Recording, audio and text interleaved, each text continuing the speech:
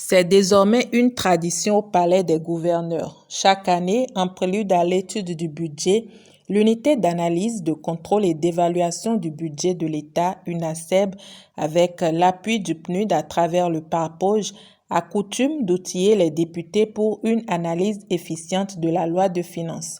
Après donc les ateliers sur la budgétisation sensible au climat et les aspects sociaux du budget, cette séance qui se déroule à l'hémicycle a tourné autour de différents points importants.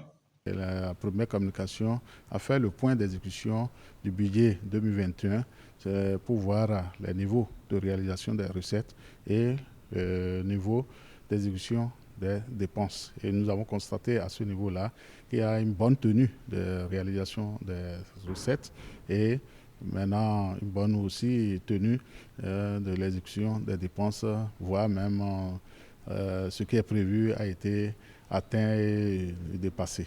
Alors en ce qui concerne les deux autres communications, c'est par rapport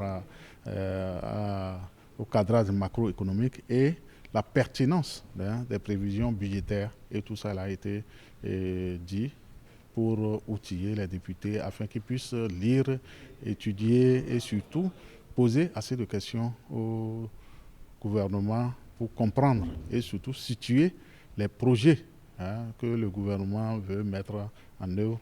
La séance a donc permis aux élus du peuple de mieux s'imprégner du cadrage macroéconomique du budget.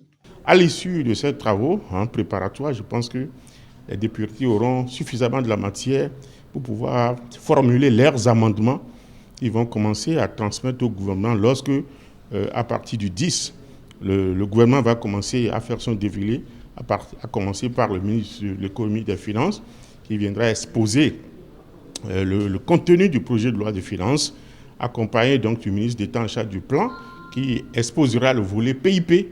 Et après cela, nous allons commencer à recevoir tour à tour les ministères sectoriels jusqu'en décembre.